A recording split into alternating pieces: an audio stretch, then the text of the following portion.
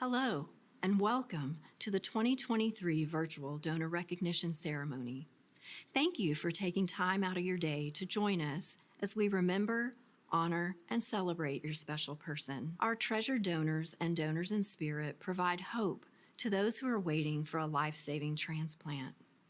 Honoring them during our annual ceremony is something that we look forward to every year. I stand before you today with deep and profound gratitude. I am grateful that love and generosity for humanity still exists. It exists because of you. It exists because of your loved one. I am deeply moved by your extended kindness to complete strangers in need. I am grateful to work with a team of caring professionals in the aftercare team who truly care about how you are doing as you grieve and are readily available to listen. I am grateful to our healthcare, coroner, and funeral home partners who help facilitate the gift of life to further your loved one's legacy. I am grateful to support our amazing donor and donor in spirit families and learn about their loved ones through the stories and memories they share. As we move through today's program, you will hear from CODA's Chief Executive Officer, Julie Bergen. You will witness the names and faces of our most recent donors and donors in spirit in a video tribute. The video tribute will be divided into 3 sections throughout the ceremony and will comprise of donors and donors in spirit from 2021, 2022, and the first half of 2023, whose families have submitted a photo for this year's montage. If you didn't submit a photo or your loved one donated during a different time period, we welcome you to drop a photo of your loved one in the chat during this event. We want to remember and honor all who gave. Following the keynote address, we will experience a candle lighting and moment of silence. I would encourage you to grab a candle at home and be ready to light it with us in memory of your person at the appropriate time. As thousands of us gather today for this virtual event, I hope that you will come to know that you are not alone. I hope that you will feel pride in the legacy of your loved one. I hope you will be comforted by the gratitude expressed in the words and stories you will hear today. And now, a word from our Chief Executive Officer, Julie Bergen. Welcome to this year's Donor Recognition Ceremony, a heartfelt occasion where we gather to honor the incredible gift of life that comes from the selfless act of donation. I am Julie Bergen, President and CEO of Kentucky Organ Donor Affiliates. Today we come together as a community to celebrate the profound impact that the gift of organ and tissue donation has on the lives of countless individuals and their families. Through the kindness and generosity of donors and their loved ones like you, the miracle of transplantation becomes possible, allowing recipients to have a second chance at life, renewed health, and the opportunity to pursue their dreams. This ceremony is a tribute to the unsung heroes, the donors, donors in spirit, and their families, who have chosen to make the difference in the lives of others during this time of immense grief and loss. Your desire to give the gift of life is a testament to the incredible compassion and empathy that resides in each of you. Through your selflessness, you have transformed tragedy into hope and pain into healing, establishing a legacy that will live on in others. As we reflect on the lives that have been forever changed through organ and tissue donation, let us remember that the power of this gift transcends the boundaries of race, religion, and nationality. It unites us all in a shared mission of compassion, solidarity, and the strength that is the human spirit. We honor the memories of those who have generously given and celebrate the stories of recipients who have embraced life anew. And we stand together united in the belief that the legacy of organ and tissue donation is one of hope, resilience, and the enduring spirit of humanity. Thank you for being a part of this special ceremony of remembrance, where we recognize and honor the acts of kindness that connects us all. Your loved one is a testament to the boundless capacity of the human heart to create positive change. On behalf of our board of directors, leadership team, staff, and many Donate Life partners, we extend our sincere condolences and our deep gratitude to your family.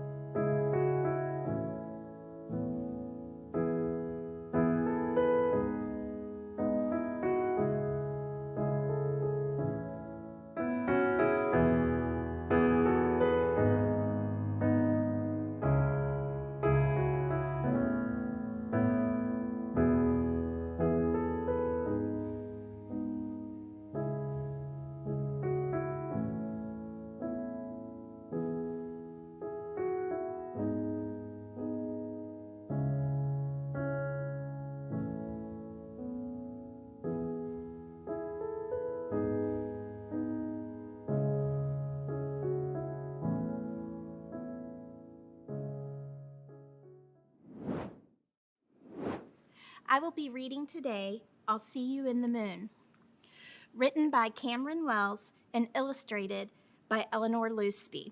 I'll See You in the Moon is a reminder of our strength, hope, and resilience in the hardest of times. It is a reminder that even after a final goodbye, we are still surrounded by loving memories that can feel like a much-needed hug for our emotions. Tonight, I looked up at the sky, but didn't see you there.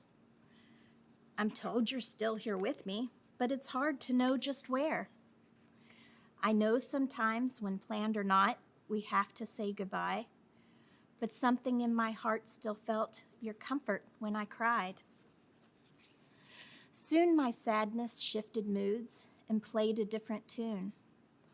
A calming rhythm said to me, I'll see you in the moon. Now I see a gentle glow, like sunshine in your smile, the warmth that only you could bring, which always stayed a while. You'll move between each blade of grass and chase me as I play. You'll rustle leaves that dance with joy and twirl in every way. I'll feel your gentle touch caress on windy days of fall, and know that you are here with me and never left at all. On snowy days, I'll feel your kiss with every melting flake. I'll see you in the morning fog as soon as I'm awake. We'll chirp and chatter like the birds atop the trees in spring, enjoying all the giggles that our memories will bring. I'll capture cuddles, hold them tight with every tree I hug. I'll see your beauty, every shade, and every vibrant bug. You'll say hello so quietly in your tender way.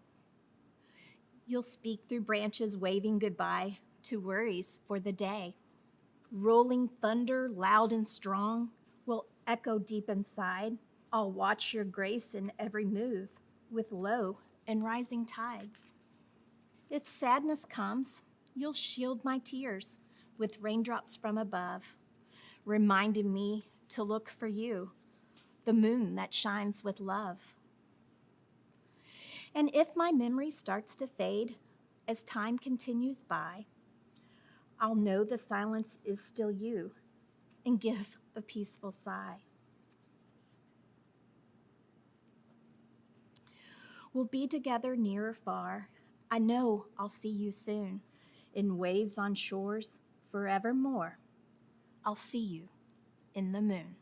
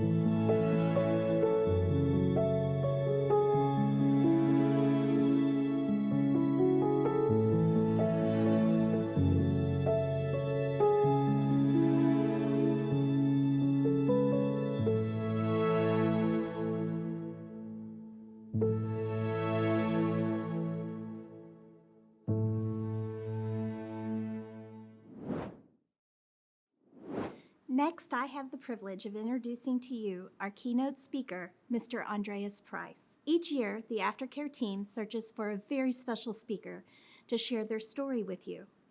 This year, I only had to look to the office next to mine to find that special someone. His story is one of strength, perseverance, and love. Andreas has been a part of the Donate Life family for many years, first as a donor family, and then as a 2-time kidney recipient. His connection to the mission ultimately led him to a career at Coda. You may have crossed his path on your grief journey. He has supported countless donor families in the hospital as a family support liaison. He is currently an invaluable member of the aftercare team, where he supports all our donor in spirit families with compassion and kindness. May his inspirational story bring you comfort, healing, and hope. Please welcome my colleague and dear friend, Andreas Price.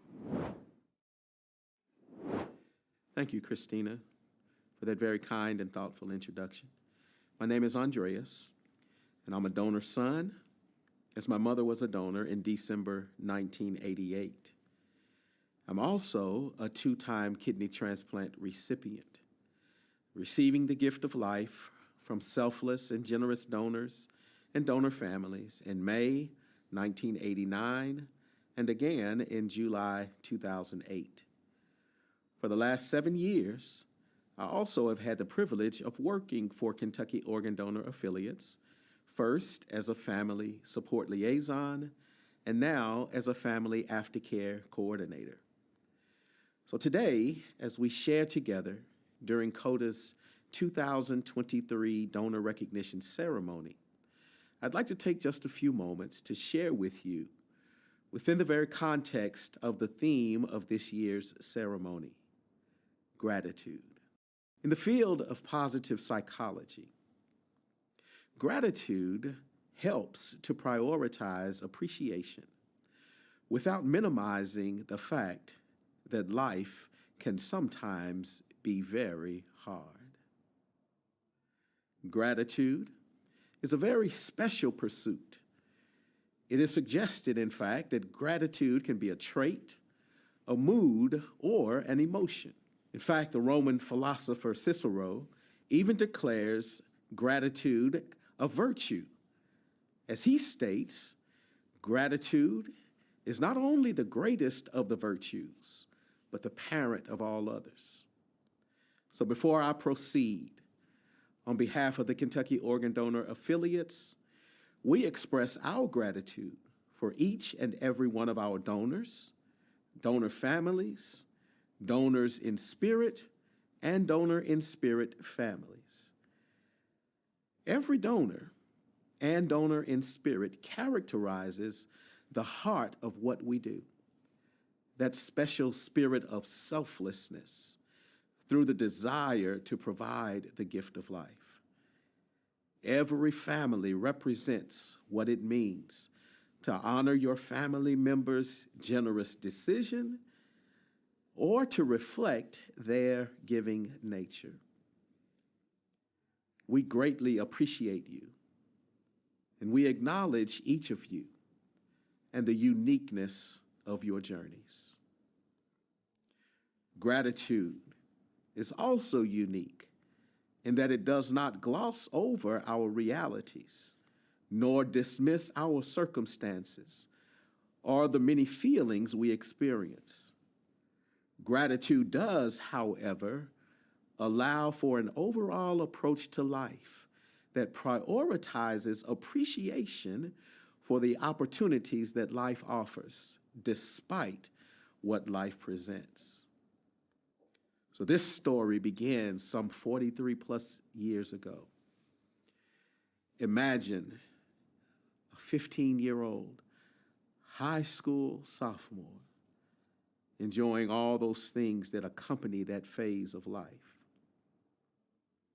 And literally, in the blink of an eye, all of that is changed because of a devastating diagnosis of chronic disease called end-stage renal disease. Not only is there the diagnosis, But that very same day, with no prior education or preparation, kidney dialysis also starts in order to save a life, my life. Yes, this is my story, a story of challenge, a story of grief, a story of courage, a story of a new normal, a story of pursuit and discovery, a story of gratitude. And so with this completely new normal, I initially sought only to survive. As I became more in tune with the new normal, I began to ask the question, how can I take my current dealt hand and learn how to not only survive, but to thrive? I began to make a determined effort to pursue positives. I chose to learn about my disease and become my own best advocate. At the same time, I completed my sophomore, junior, and senior years of high school. I went on to earn my college degree and then obtained my first job in the corporate arena. And while awaiting my first kidney transplant, which would come from a deceased donor, my family was together in church on Christmas Day, 1988. My mother, who was beloved wife, mother, friend, school teacher, and so much more, she suffered a burst aneurysm while we were in church, and from which she could not survive. Certainly that experience was more devastating than even the diagnosis of my illness. My father and my siblings and other family and friends were heartbroken. But four things sustained us through that tragedy: faith, family, friends, and the redemptive opportunity presented by donation. Even though there was additional disappointment in my inability to receive one of my mother's kidneys, she was still able to provide the gift of life to others. And I can only speak for our family, but we experienced gratitude in the opportunity for my mother's legacy of love and generosity to continue through this powerful act. That sense of gratitude continues to this day. And in May 1989, I received the first of my 2 kidney transplants. That gift allowed me to take a new step in my corporate life and also provided me the opportunity to return to school to pursue a second degree in a field that would ultimately aid me in fulfilling a life calling.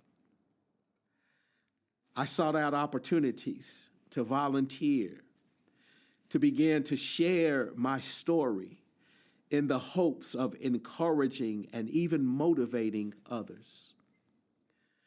I was able to participate in the first ever U.S.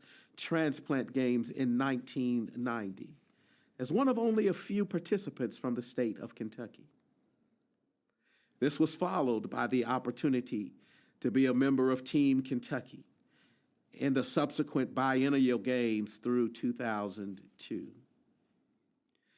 Being able to receive the gift of life just months after my mother gave the gift of life gave me additional perspective on my own grief as I imagined my donor family on a journey similar to where my family had also been and was. I hoped and prayed that they were well.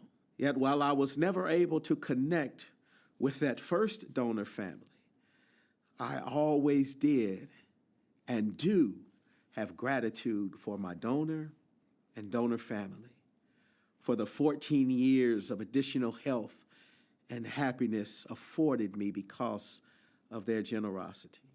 I returned to dialysis in 2003 spending 5+ years awaiting my second transplant.